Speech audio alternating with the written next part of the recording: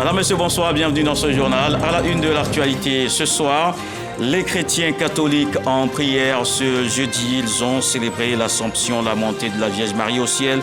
Les fidèles ont marqué dans la ferveur cette fin de vie de Marie sur terre par des séances de louanges et de prières. Nos équipes de reportage ont sillonné les paroisses de la commune de Cocody, Abobo, Koumassi et Makori.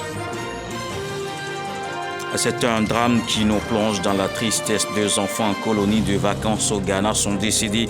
Le véhicule qui les transportait fait un accident et l'on dénombre aussi des blessés. Le gouvernement a tout mis en œuvre pour assurer la prise en charge. Le Premier ministre s'est rendu au domicile de la famille Aboya, l'une des victimes. C'est un dossier politique à suivre dans ce journal. Vous le savez, la célébration de l'an 64 de l'indépendance de la Côte d'Ivoire met l'accent sur la jeunesse. Le défilé avec en tête les meilleurs élèves en témoigne. Les responsables de jeunesse des partis politiques et associations se sont impliqués pour la réussite des festivités. Et puis le président de l'autorité palestinienne veut se rendre à Gaza. Mahmoud Abbas a déclaré son intention d'y aller, accompagné de plusieurs dirigeants palestiniens. Cette annonce a été faite ce jeudi devant le Parlement turc à Ankara. Et je vous emmène voir maintenant ce déplacement du chef de l'État, le président de la République, Alassane Ouattara, a quitté Abidjan ce jeudi pour un séjour en France. Le vice-président de la République, Timboko Médié-Koné, le Premier ministre Robert Begré-Mambé et les membres du gouvernement étaient à l'aéroport Félix Houphouët-Boigny pour son départ. Et puis dans l'actualité ce jeudi, nous le disions, 2 décès et des blessés. C'est le bilan de l'accident d'un car d'enfants en colonie de vacances au Ghana. La nouvelle a ému l'opinion jusqu'au sommet de l'État. Le gouvernement a multiplié les dispositions pour les prises en charge. Le Premier ministre était aux côtés de la famille de Abouya Olivia, la première victime. Franck Wadio. Les étreintes d'une mère, le visage ceint par l'émotion avec la ministre de la Solidarité, un père dévasté, le regard interrogateur. Les Abouya, toujours sous le choc du décès de leur fille, victime d'un accident de la circulation, comme une trentaine d'autres enfants dans la journée du 12 août sur la voie de Cape Coast au Ghana. Claude Olivia, 15 ans, pleine de vie.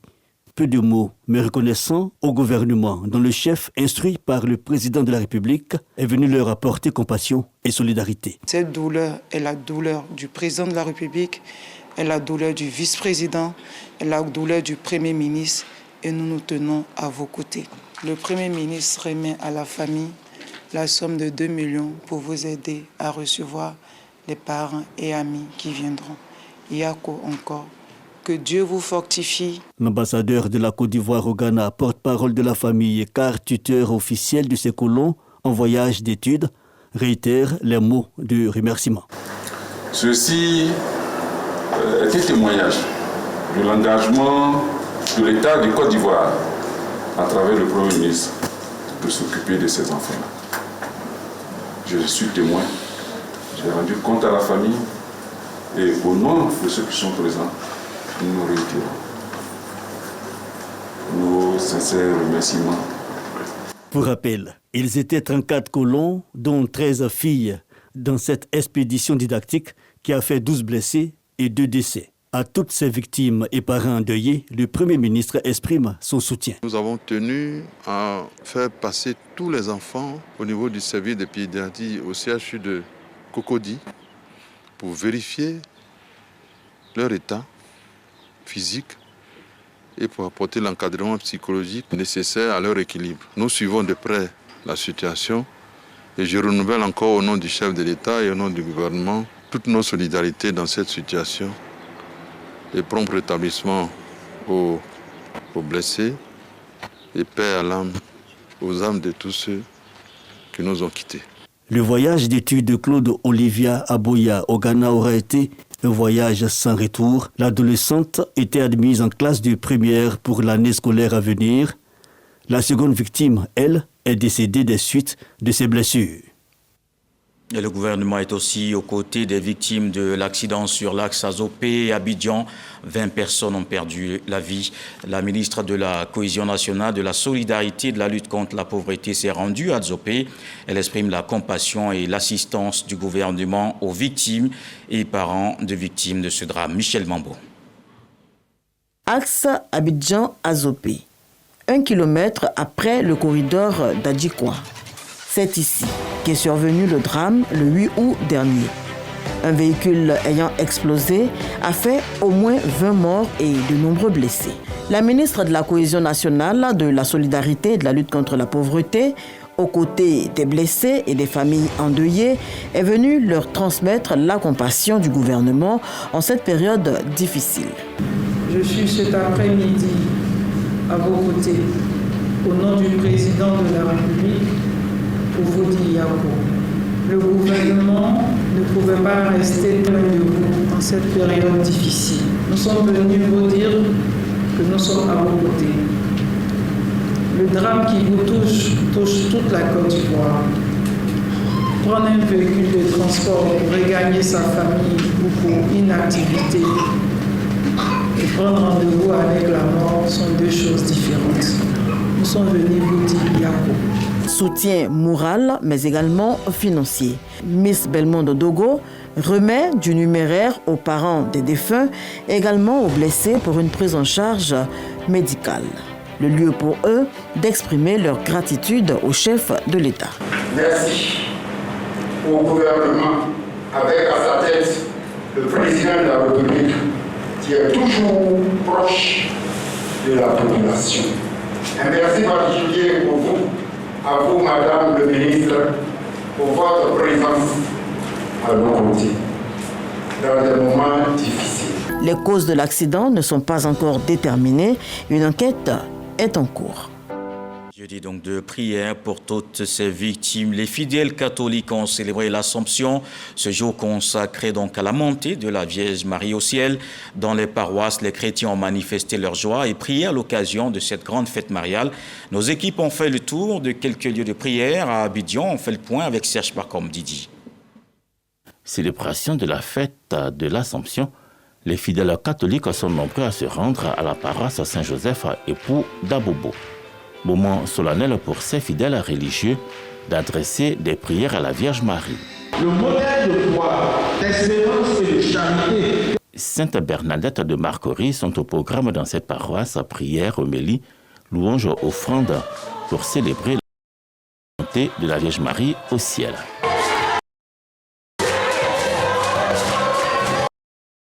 N'ayant pas connu le péché, de pourriture, de ténèbres, la Vierge Marie a été emportée directement au ciel pour être couronnée roi de l'univers, pour être couronnée mère de l'Église, mère de toute l'humanité. C'est une joie pour nos chrétiens à la quête du ciel. C'est pour une joie pour toute l'humanité en quête de Dieu. L'Assomption montée de la Vierge Marie au ciel, moment de solennité liturgique, est également célébrée avec ferveur allégresse ici à la paroisse Saint-Marc de Yopougon.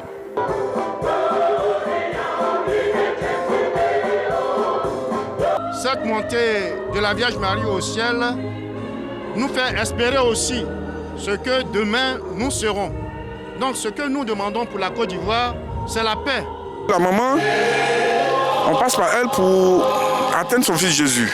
Je demande à la mère de veiller sur moi et toute la famille, en particulier l'Église catholique. Ma prière, mon vœu, c'est la paix pour la Côte d'Ivoire, afin que nous ayons une avenir garantie.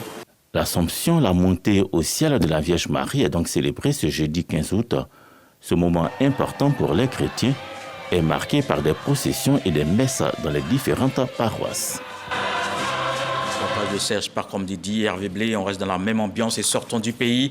À Lourdes, l'Assomption est également commémorée. Les fidèles du monde en pèlerinage ont pris part à cette célébration.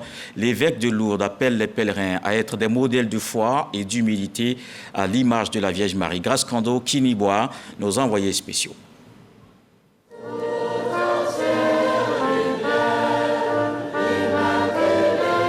Du son et de la ferveur à la prairie du sanctuaire Notre-Dame de Lourdes en France en ce jour de l'Assomption.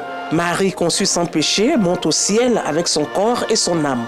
Cette élévation glorieuse, emplie de joie et d'allégresse, les pèlerins venus des 4 coins du monde. Ils sont près de 20 000 selon les responsables du sanctuaire. Parmi eux, plus de 600 Ivoiriens. Beaucoup de personnes qui viennent ici ne sont pas forcément catholiques, mais ils obtiennent les grâces qu'ils viennent demander. Et donc, j'exhorte tout le monde à avoir cette dévotion à la Vierge Marie, parce que par elle, on obtient ce qu'on demande au Christ. La montée de la Vierge aujourd'hui doit apaiser tous les cœurs. Il faut que nos âmes guérissent et qu'on grandisse en foi, qu'on prenne surtout le pardon, qu'on apprenne à s'aimer. Il faut que cet amour-là réjaillisse chez nous au pays, en cette fête de l'Assomption, que ce soit le début vraiment d'un grand amour entre nous. Aujourd'hui, elle est montée au ciel et elle est partie avec tous nos fautes, tous nos défauts. Et vraiment, ça nous fait plaisir parce qu'on marche maintenant léger. Tout un chacun de nous a une force pour dire qu'elle existe et qu'elle intercède vraiment pour nous. Cette fête de l'Assomption à Lourdes coïncide avec le 151e pèlerinage marial. La célébration eucharistique est présidée par Monseigneur Jean-Marc Mikas, évêque de Lourdes et Tarbes, président de ce pèlerinage. C'est la fête d'abord de la Vierge Marie qui entre au ciel avec son corps et tout entière, sans passer par la mort et le tombeau. Voilà, parce qu'elle a porté le corps du Christ et donc elle mérite cette grâce, elle et elle seule, mais en même temps, elle nous montre notre destinée à toutes et tous et c'est pour nous une source de très très grande joie. Marie est celle qui a accueilli la parole de Dieu en elle, elle lui a donné son corps, donc elle est évidemment extrêmement importante dans l'histoire du salut. Les pèlerins, durant ce 161e pèlerinage à Lourdes, se sont appropriés le message de la Vierge Marie à Bernadette, contenu dans le thème de cette année. Venez ici en procession, un appel à tous les chrétiens à suivre le Christ Seigneur par Marie. À Lourdes, cette année, ce sont près de 8000 pèlerins qui sont présents dans le sanctuaire. Avant la montée de Marie au ciel, ils se sont soumis au chemin des signes. C'est un parcours de foi et de dévotion à la Vierge Marie, symbole de fidélité à leur baptême. C'est ce que nous apprend Jenna Toubé. Dans le sanctuaire de Lourdes, les va-et-vient incessants des pèlerins venus des 4 coins du monde. Des personnes valides, des malades, des handicapés, des hommes, des femmes et des enfants, peinant sous le poids de leur fardeau, souffrant dans le silence, ils sont arrivés pour exprimer leur dévotion à Marie à l'imitation de Bernadette. Symbolique de cette imitation, le chemin des signes parcourt dans le sanctuaire où le pèlerin, au nom de son baptême, s'engage sur les pas de Bernadette. Cela nous amène à nous comporter comme elle a fait, à accepter ce que la Vierge lui disait. Ce n'est pas toujours les demandes, mais c'est de nous prêter à écouter et à mettre en pratique ce qu'on nous dit. Quand je suis arrivé à la grotte de Massabielle, j'ai touché le rocher, j'ai pleuré de joie.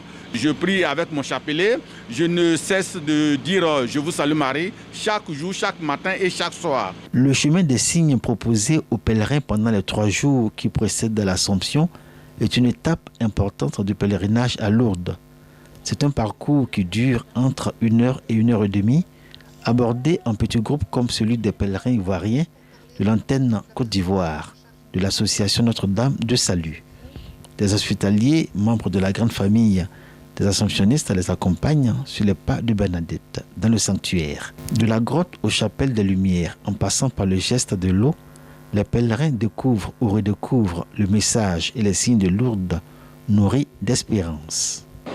On ira à Abidjan avec un cœur joyeux, en espérant qu'on a fait un bon chemin quand même. Et on prie Dieu pour que notre président soit toujours en bonne santé et qu'il puisse continuer son travail. C'est son œuvre qui a déjà bien commencé. J'ai toujours rêvé de venir à Lourdes. Je suis contente d'être là et je mets ma foi, mon espérance à la Vierge et en Jésus-Christ. Durant leur parcours, les pèlerins se donnent un temps de rencontre, de partage et de prière. Prier à Marie qu'ils répéteront devant la grotte pour intercéder auprès de son Fils Jésus afin qu'il soit touché par sa grâce. Touché par la grâce comme Bernadette à qui la belle femme est apparue 24 fois. Les pèlerins de tous les groupes répondent ainsi à l'appel de la Vierge Marie à venir ici en procession. Nous avons, à travers ce pèlerinage, appris à pardonner. C'est ce changement-là qui nous permet véritablement de retourner en Côte d'Ivoire avec une certaine assurance et avec un nouveau visage. Bernadette est comme tout chrétien qui voudrait vraiment avoir une relation avec Dieu en passant par la Vierge Marie. C'est aussi un chemin, un modèle aussi de vie chrétienne, puisque chaque chrétien doit être témoin de l'Esprit Saint, témoin de sa vie. Donc en passant par Bernadette, on peut aussi avoir la grâce d'avoir les grâces demandées par la Vierge Marie à son Fils Jésus-Christ. Le chemin des signes avec les laudes, les complis, la catéchèse, le chapelet, le chemin de croix, l'onction des malades, l'engagement des hospitaliers, la procession au flambeau et la procession eucharistique constituent les temps forts du pèlerinage à Lourdes, précédant les festivités du 15 août, jour de célébration de l'Assomption de la Vierge Marie. Autre chose dans l'actualité ce soir, un soulagement au centre de santé urbain de Samo, l'accès de tous aux soins de qualité. Le président du conseil régional du Sud Comoé, Jenaka Awele, remet une ambulance. Cette localité non loin de Beaunois peut aisément déplacer les patients. Ce geste très attendu est salué par les autorités locales et la population. On le voit avec Walter Amadou Ouattara. Ambiance de jour de fête à Samo, localité située à quelques encablures de Beaunois. La santé de la population est le sujet principal qui mobilise. Le président du conseil régional du Sud Comoé, le docteur Eugène Akaawele, remet ainsi au centre de santé urbain une ambulance flambant neuve équipée des dernières technologies.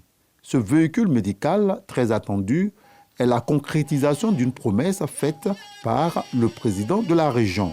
Aujourd'hui, il est connu que l'investissement dans le domaine de la santé est l'investissement le plus productif, car ça permet à la population en général, en bonne santé, d'être beaucoup plus en mesure de travailler. Donc c'est certainement le tout premier investissement qu'un gouvernement digne de ce nom doit faire pour avoir des populations en bonne santé. Et c'est ce que le président Alassane Ouattara nous a enseigné, que la priorité doit être donnée à la santé. Cette ambulance symbolise non seulement un pas vers un meilleur accès aux soins, mais aussi l'espoir d'une région en plein essor où la santé de chaque citoyen est une priorité indiscutable.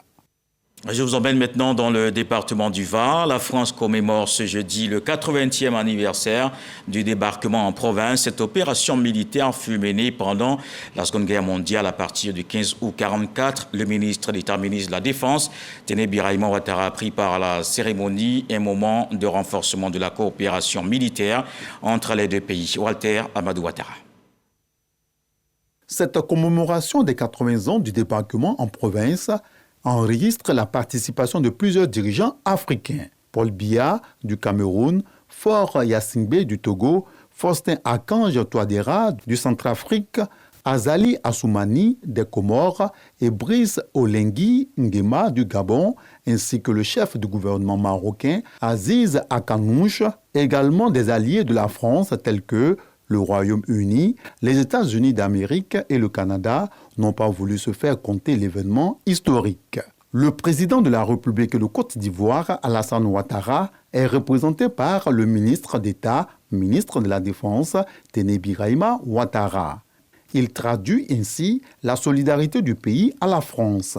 Les deux nations entretiennent une parfaite relation d'amitié et de coopération.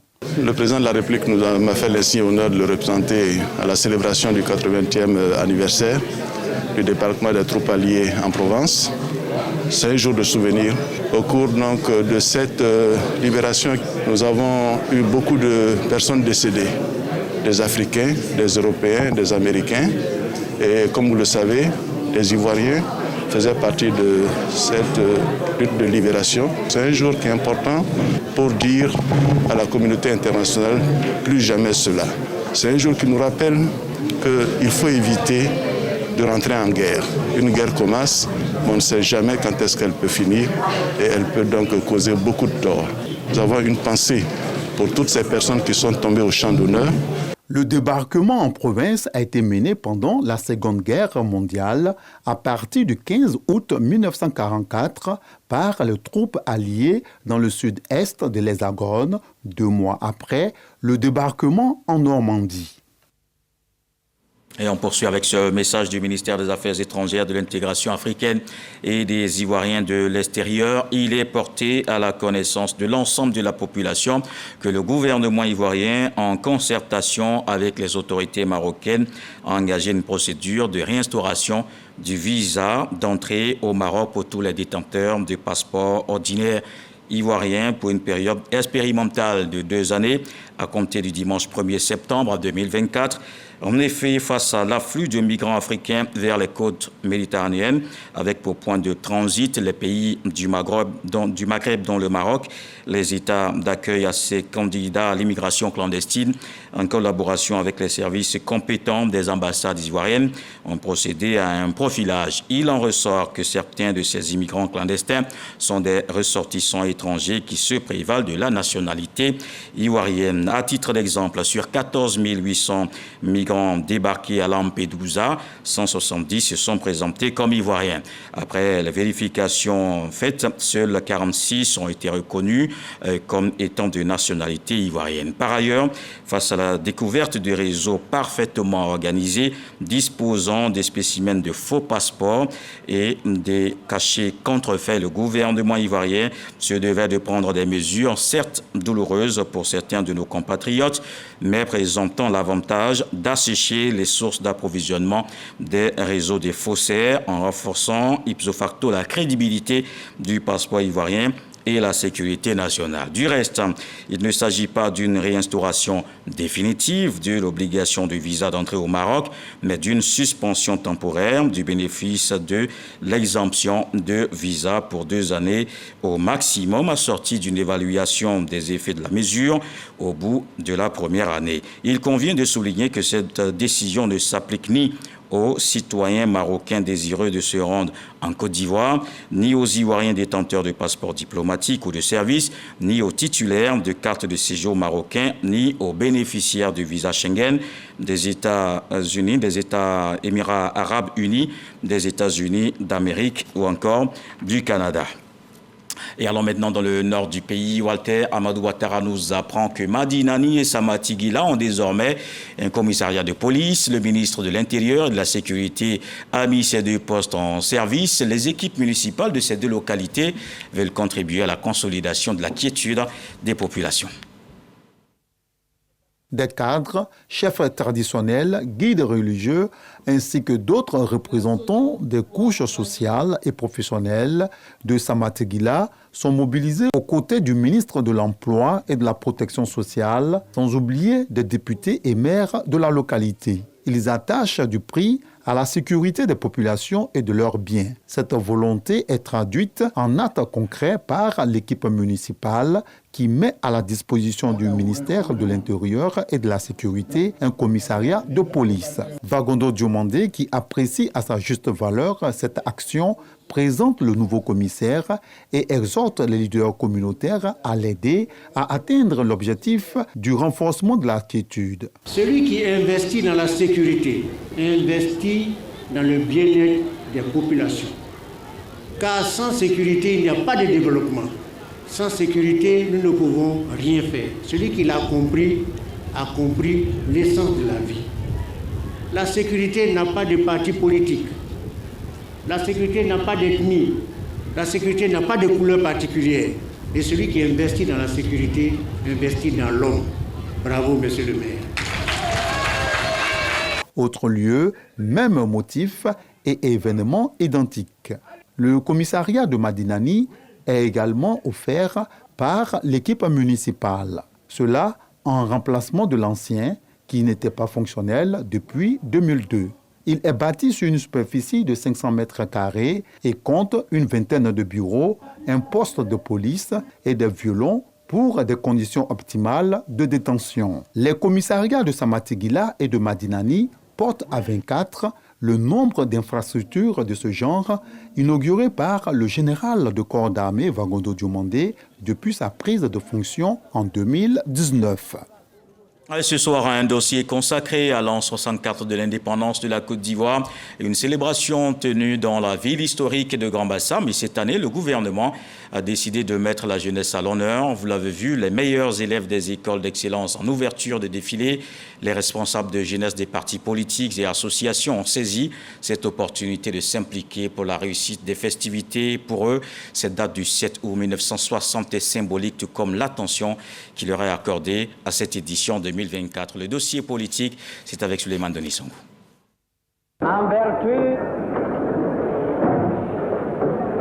du droit inaliénable qu'a tout peuple de disposer de lui-même, je proclame solennellement, en ce jour béni du 7 août 1960, l'indépendance de la Côte d'Ivoire.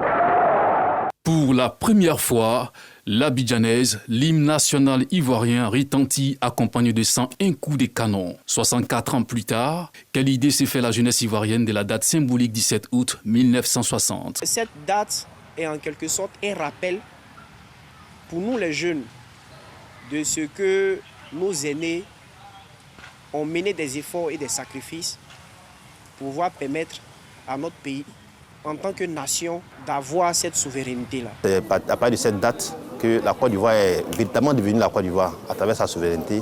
Et ça nous fait aussi revivre tous ces souvenirs, tous ces combats que nos pères fondateurs ont abattus pour qu'aujourd'hui, nous, en tant que jeunes, nous soyons libres. C'est une date historique qui permet de raviver la mémoire collective. Et c'est une date qui transmet des valeurs de liberté, qui transmet des valeurs de souveraineté et surtout de fierté nationale. Joint par téléphone, Nian Ferdinand, président de la jeunesse du Front populaire ivoirien, souligne l'importance de cette commémoration de la date du 7 août. Dès que vous l'évoquez, je ressens des frissons. Je ressens des frissons parce que pour nous, comme pour nos pères fondateurs, ça a été un moment de grande émotion, un moment de liberté et de prise en charge par nous-mêmes des affaires de notre pays, de la nation que nous sommes en train de construire. 2024 marque l'an 64 de la Côte d'Ivoire. Pour l'occasion, le gouvernement a décidé de mettre la jeunesse à l'honneur. Une décision saluée par l'ensemble des leaders de jeunesse. Le fait que le gouvernement place la jeunesse à l'honneur, cela démontre que la jeunesse est en train d'atteindre sa maturité. Et c'est un moment où, véritablement, nous, en tant que jeunes, nous sentons le poids de la responsabilité. Ça sera non seulement le moment pour nous de démontrer notre talent dans l'organisation des festivités, mais aussi de montrer véritablement que la jeunesse a atteint un niveau de maturité qu'elle pourra mettre au service de la nation pour les défis à venir. La jeunesse ivoirienne est cheville ouvrière au niveau de la population et donc il y a assez d'activités qu'elle peut mener. Elle doit être même au cœur d'abord de l'organisation des différentes festivités. Elle peut mener des campagnes de sensibilisation, d'explication même de l'importance de cette fête-là aux uns aux autres. Deuxième vice-président en charge de l'implantation et de l'animation des fédérations de la Ligue des jeunes du PPACI, Malan Akadefort épouse les avis de ses prédécesseurs et émet des recommandations. C'est l'occasion pour nous de réfléchir sur nos progrès collectifs en tant que nation souveraine, mais aussi de jeter un regard introspectif sur les grandes périodes de l'histoire de notre pays.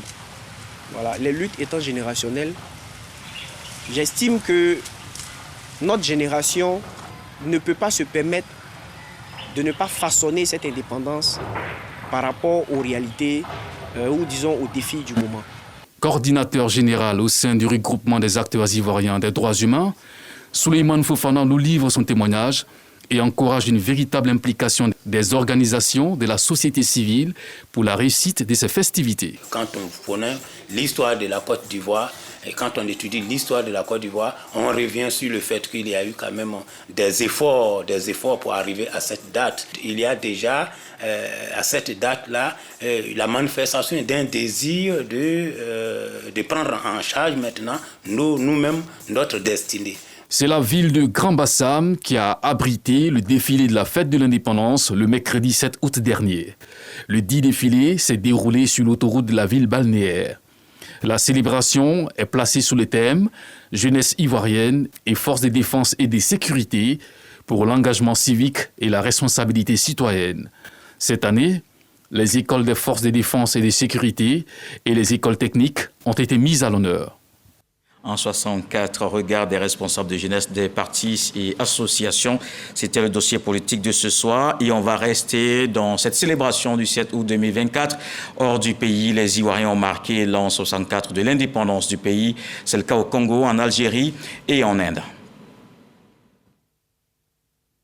À Brazzaville, la communauté ivoirienne, aux côtés de son ambassadeur, célèbre avec fierté 64 ans d'indépendance. Festivité marquée par la présence du représentant du gouvernement, Denis Christelle Sassou, et plusieurs diplomates accrédités en République du Congo. L'ambassadeur a souligné les progrès réalisés par la Côte d'Ivoire depuis 1960, ainsi que les actions fortes du président Alassane Ouattara, en ce moment où les deux pays renforcent leurs liens d'amitié et de travail. La diversité et la richesse du patrimoine culturel ivoirien ont été présentées au cours de cette célébration. À Alger, la commémoration du 64e anniversaire de l'indépendance de la Côte d'Ivoire coïncide cette année avec les 60 ans de l'établissement des relations diplomatiques entre la Côte d'Ivoire et l'Algérie. Le gouvernement algérien est représenté par deux ministres, le ministre des Finances et le ministre du Commerce et de la Promotion des exportations. En présence du corps diplomatique et de nombreux invités, l'ambassadeur Alphonse Vohossaï note une bonne coopération entre les deux pays et annonce la signature prochaine d'un accord dans le domaine de l'énergie suite au dernier entretien par visioconférence entre le ministre Mamadou Koulibaly Sangafoua des mines, du pétrole et de l'énergie et son homologue algérien Mohamed Arkab, chargé des mines et de l'énergie. Les étudiants ivoiriens boursiers et la communauté ivoirienne en Algérie se sont fortement mobilisés pour la fête qui s'est passée dans une ambiance abidjanaise à la résidence de Côte d'Ivoire à Alger. Pour ce 64e anniversaire de la Côte d'Ivoire indépendante, l'ambassade de Côte d'Ivoire en Inde décide de délocaliser les festivités hors de New Delhi afin de communier avec la diaspora ivoirienne, constituée majoritairement d'étudiants. C'est donc Bangalore, la capitale de l'État du Karnataka, dans le sud-ouest de l'Inde, qui accueille la célébration. Outre la communauté ivoirienne, les hommes d'affaires de l'État du Karnataka ainsi que les officiels locaux prennent part à cette commémoration de la souveraineté de la Côte d'Ivoire. À leur tête, le ministre de l'Intérieur du gouvernement du Karnataka, invité d'honneur. Occasion privilégiée pour l'ambassadeur de la Côte d'Ivoire en Inde, Eric Kamindri, d'évoquer l'excellente relation bilatérale entre les deux pays, tout en insistant sur la nécessité de l'intensifier. Les invités se sont réunis autour d'un dîner suivi d'une prestation artistique pour clore les festivités. Et dans l'actualité politique, ici sur place, le coordonnateur principal du RHDP dans la Bagoué met en mission les animateurs de sa coordination. Bruno Nabagné-Kone a expliqué la nouvelle dynamique du parti. Charles Tatou. Le rassemblement des oufouettistes pour la démocratie et la paix, RHDP, a changé d'organisation au profit d'une nouvelle dynamique relative aux activités des coordinations régionales, et cela depuis 3 mois. La rencontre animée au siège du parti à Boundiali par le coordonnateur principal de la coordination régionale RHDP de la Bagoué vient pour éclairer les acteurs de la dite coordination et les mettre en mission pour un travail de fourmi en vue de la victoire du RHDP à la présidentielle prochaine. Bruno Nabagné-Kone donne également les raisons du choix porté sur le président de la République Alassane Ouattara par les militants du RHDP de toutes les régions du pays pour la présidentielle de 2025. Ce sont les capacités de gouvernance, les capacités humaines, les capacités de leadership du président Alassane Ouattara. Nous avons vu dans d'autres pays ce qui est arrivé. Et souvent, ça arrive tout simplement parce que celui qui est à la tête n'a pas cette capacité à rassembler. Donc, nous insistons sur cette capacité-là. Il faut avoir quelqu'un qui sait ce que c'est que le pouvoir, qui sait gérer qui peut s'imposer à tous les acteurs. Les acteurs de base affichent une sérénité. Nous allons travailler dans la cohésion sociale, nous allons travailler dans l'entente, nous n'allons pas faire de différence. Nous l'avons écouté avec beaucoup d'attention et de passion. Nous avons vu les objectifs. Les membres de la coordination régionale du RHDP de la Bagoué ont regagné leurs bases respectives enrichies d'informations. La remobilisation des militants est également au centre de la rencontre à Port-Boué. La coordination RHDP de la commune a rencontré les responsables locaux. Ils doivent sensibiliser les nouveaux électeurs pour l'enrôlement qui démarre bientôt. Moussa Konaté, Sylvestre Nguessan. La coordination RHDP de Port-Boué prépare les futures échéances. Officiellement mise en mission ce jour, Konaté et son équipe se disent prêts à assurer la victoire du parti dans la commune. Monsieur le conseiller, dites au président de la République que les militants de Port-Boué sont debout. Ils sont prêts à mouiller le maillot pour aller arracher cette victoire de 2016.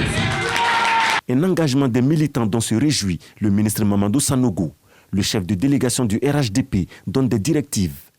Ce qui est demandé à la coordination, c'est d'encadrer toutes les structures de base, les secrétaires de section, les structures spécialisées, femmes, jeunes, enseignants, les comités de base, à l'effet que toutes ces structures partent faire du porte-à-porte dans tous les îlots, tous les quartiers, pour chercher les sympathisants qui sont en âge de voter et qui ne sont pas encore sur la liste électorale.